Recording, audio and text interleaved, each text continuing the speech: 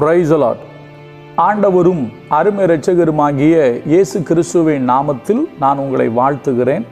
மறுபடியுமாக கர்த்தருடைய பரிசுத்தம் உள்ள சன்னிதானத்திலிருந்து கர்த்தருடைய பரிசுத்தமான வார்த்தைகள் மூலமாய் உங்களை சந்திப்பது மிகுந்த மகிழ்ச்சி. ஆண்டவருடைய பெரிதான கிருபையினால இந்த வாரம் நாம் தொடர்ந்து தியானித்து கொண்டு வருகிற காரியம் கரைந்து போகிற வாழ்க்கை. ஒரு மனிதனுடைய வாழ்க்கை எதனால் கரைந்து போகிறது என்பதை பார்த்து கொண்டே வருகிறோம். சிலருடைய சரீரங்கள் கரைந்து போகிறது. திடமாக இருக்க வேண்டிய இருதயம், நம்முடைய மனது திட மனதாக இருக்க வேண்டும், அது கரைந்து போகிறது. அதே போல் சிலருடைய சம்பத்து கரைந்து போகிறது. இதெல்லாம் ஏன் கரைந்து போகிறதுங்கிறத நம்ம பார்த்தோம். நேற்று நம்ம பார்த்தோம், சங்கீதக்காரன் தாவீது மிகுந்த வேதனையோடு சொல்கிறாரு, சர்ப்பத்தின் விஷத்துக்கு ஒப்பான விஷம் இருக்குது அவங்களுடைய நாவில். அது மாத்திரமல்ல, அவங்க தங்கள் செவிகளை அடைத்து கொள்கிறார்கள், அவர்கள் நத்தையை போல கரைந்து போவார்கள் என்று தாவீது சொன்னதை நம்ம நேற்று பார்த்தோம்.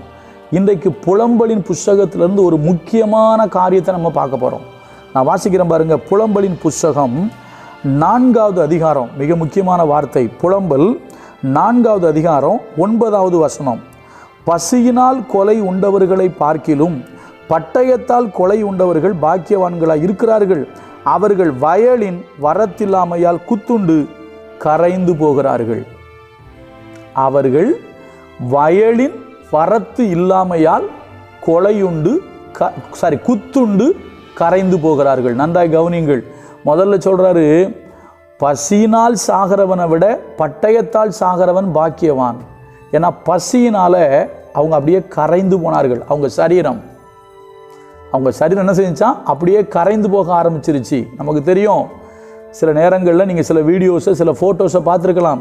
சில ஆப்பிரிக்க நாடுகளில், சோமாலியாவில் பஞ்சத்து நிமித்தம் ஒரு மனிதன் உடல் மெலிந்து எலும்பும் தோலுமாக அப்படியே தவழ்ந்து போனதை நீங்கள் பார்த்துருக்கலாம். அதே போல் காசாவில் சில மக்களுடைய நிலை பசியினாலும் பட்டினியினாலும் சரீரம் கரைந்து அப்படி மெலிஞ்சு போனதை நீங்கள் பார்த்துருக்கலாம். அதே போல் சமீபத்தில் ஹமாஸ் ஒரு வீடியோ வெளியிட்டது.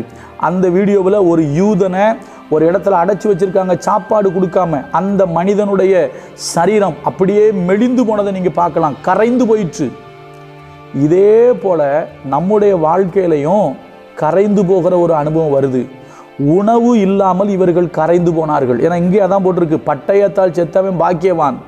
நிறைய பேர் பசியினால சாகிறாங்க. பசியினாலே, அதாவது வயலின் வரத்து இல்லாதனால குத்துண்டு கரைந்து போகிறார்கள் அப்படின்னு சொல்லி இங்கு எரேமியா சொல்றாரு. எரேமியா அவனுடைய புலம்பல். சில நேரங்களில் புலம்பலை வாசிக்கும் பொழுது நாம் புலம்புற மாதிரி ஆயிரும். அவ்வளோ மனவேதனையாக இருக்கும் புலம்பலை வாசிக்கும் போது. அப்போ என்னங்க அர்த்தம், இதனுடைய காரியம் என்னன்னு கேட்டிங்கன்னா, அவர்களுக்கு உணவு இல்லை. உணவு இல்லைன்னா அவங்களுடைய நிலை கரைந்து போகும். இப்போ நீங்கள் அப்படியே இந்த காலத்துக்கு பொறுத்துனீங்கன்னா, நம்முடைய ஆவிக்குரிய வாழ்க்கையில் இன்னைக்கு நமக்கு சரியான உணவு கிடைக்கவில்லை. என்ன கிடைக்கல? சரியான உணவு நமக்கு கிடைக்கல. இதே புலம்பல்ல அங்கே போட்டிருக்கோம், பிள்ளைகள் அப்பம் கேட்கிறார்கள், அவர்களுக்கு கொடுப்பதுக்கு யாரும் இல்லை. பிள்ளைகள் அப்பம் கேட்குறாங்க, கொடுக்க யாரும் இல்லை. நல்லா கவனிங்க. அப்பம் என்பது தேவனுடைய வார்த்தை. வரத்து, அதாவது நமக்கு பலன் வரணும்.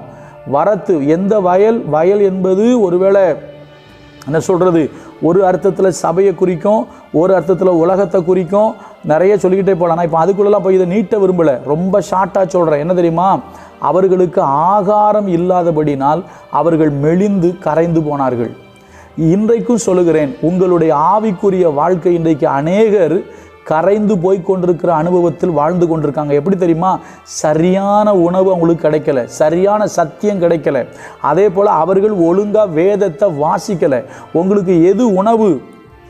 யோபுவே சொல்லுவார், உம்முடைய வசனத்தை என்னுடைய ஆகாரத்தை பார்க்கிலும் அதிகமாய் காத்து கொண்டேன் அப்படிங்கிறாரு. நமக்கு எதுங்க உணவு? கர்த்தருடைய வார்த்தை தான் நமக்கு உணவு. நான் 2 விஷயம் சொல்கிறேன். ஒன்று, உங்கள் தனிப்பட்ட வாழ்க்கையில் நீங்கள் வேதத்தை நன்கு கவனமாய் வாசித்து நீங்கள் தியானிக்க வேண்டும். 2வது, நீங்கள் சரியான சத்தியங்களை கேட்கணும். நமக்கு தெரியும், வேதம் சொல்லுகிறது, ஒரு பஞ்சம் வரப்போது, வசனம் கிடைக்காத பஞ்சம் வரும். அதனுடைய சரியான அர்த்தம் என்ன தெரியுமா? வசனம் கிடைக்கும். ஏன்னா இன்னைக்கு ஆப்பில் கூட பைபிள் இருக்குது, வசனம் கிடைக்கும். ஆனால் உங்களுக்கு தேவனிடத்திலிருந்து வர்ற வார்த்தை கிடைக்காது. நான் இப்படி சொல்லட்டுமா, இன்றைக்கு நிறைய திருச்சபைகள், நிறைய ஊழியர்கள் கர்த்தருடைய சமூகத்தில் அமர்ந்து கர்த்தர் கொடுக்கிற வார்த்தையை வாங்கி திருச்சபைக்கு பேசுகிறவர்கள், ஊழியர்கள் மிக மிக சொற்பம். எதையோ ஒன்று எடுத்து பேசிட்டு போகிறவங்க இருக்காங்க. சில திருச்சபைகளில் 52 வாரத்துக்கும் 52 பிரசங்கத்தை புத்தகத்தில் அடித்து கொடுத்துட்டாங்க. அதனால் அவங்க பாடி பேசிட்டு போகிறாங்க. ஆனால் உண்மையாக கர்த்தருடைய சமூகத்தில் முழங்கால் படியிட்டு தேவ சமூகத்தில் காத்திருந்து தேவனுடைய குரலை கேட்டு கர்த்தர் கொடுக்கிற வார்த்தையை வாங்கி பிரசங்கிக்கிற ஊழியர்கள் மிகவும் குறைவு. அப்படிப்பட்ட ஊழியக்காரங்கிட்ட சத்தியத்தை கேட்டால் நீங்கள் கரைஞ்சி போக மாட்டீங்க. சரியா? இல்லை, ஒப்புக்கும் சப்புக்கும் ஆகாமல் எதையோ ஒன்று பேசிட்டு போகிறாங்க, அதை கேட்குறோம் அப்படின்னா உங்களுக்குள்ள வளர்ச்சி இருக்காது. உங்கள் ஆத்மாவில் பசி தான் இருக்கும், உங்களுக்குள்ள ஆன்மீக பசி தான் இருக்கும். அந்த பசியினால் நீங்கள் கரைஞ்சி போய்கிட்டே இருப்பீங்களே தவிர நீங்கள் புஷ்டி அடைய மாட்டீங்க. இன்னொன்று தெரியுமா, இன்றைக்கி சில பேர் சொல்கிறாங்களா, ஒரு காலத்தில் நாங்கள் அவ்வளோ ஜோம் பண்ணோம், இப்படி ஜோம் பண்ணோம், அவ்வளோ அங்கே ஆத்தங்கரில் ஜோம் பண்ணோம், நாங்கள் நிறைய பேர் கூடி ஜோம் பண்ணோம், என்னெல்லாமோ பண்ணணும். ஆனால் இப்போ என்னாச்சு, எல்லாம் ஒன்றும் இல்லாமல் போச்சு, எல்லாம் கரைஞ்சி கரைஞ்சி கரைஞ்சி கரைஞ்சி. நான் முதல் நாள் சொன்னேன் தெரியுமா, கழுதை தேஞ்சி கட்டெரும்பாக போன மாதிரி நிறைய பேருடைய ஆவிக்குரிய வாழ்க்கை, ஆரம்பத்தில் இருந்த விசுவாசம், ஆரம்பத்தில் இருந்த பரிசுத்தம், ஆரம்பத்தில் இருந்த வைராக்கியம், ஆரம்பத்தில் ஆண்டவருக்காக செயல்பட வேண்டும் என்கிற அந்த ஒரு வேகம் இன்னைக்கு எல்லாம் குறைஞ்சி குறைஞ்சி ஒன்றும் இல்லாமல் போச்சு. அதுக்கு காரணம் உங்கள்கிட்ட சாப்பாடு இல்லை, உங்கள்கிட்ட வார்த்தை இல்லை. வார்த்தையை நீ உட்கொள்ளாதனால உங்களுடைய ஆத்துமா பசியினால் கரைந்து போயிருக்கிறது. உங்கள் ஆவிக்குரிய வாழ்க்கைக்கு சரியான உணவு கிடைக்காதனால கரைஞ்சி போயிருக்கு. சில பேர் நீங்கள் யோசிக்கலாம், ஏங்க இப்போ தான் யூடியூப்பை திறந்தா மெசேஜ், ஃபேஸ்புக்கை திறந்தா மெசேஜ், டிவியை திறந்தா மெசேஜ், நமக்குன்னே 4-5 சேனல் இருக்குது, நீங்கள் என்னங்க எங்களுக்கு என்ன ஆகாரம் கிடைக்கலையா?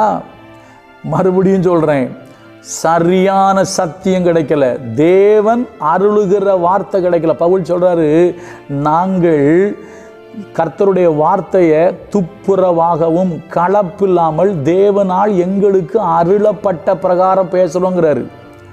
அப்படி பேசுகிற ஊழியக்காரங்க இன்னைக்கு விரல் ஊட்டி எண்ணிடலாம்.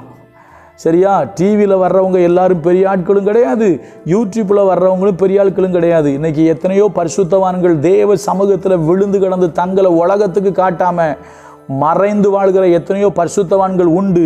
அவங்க கிட்ட தான் உண்மையான கர்த்தர் சொல்கிற வார்த்தை இருக்குது.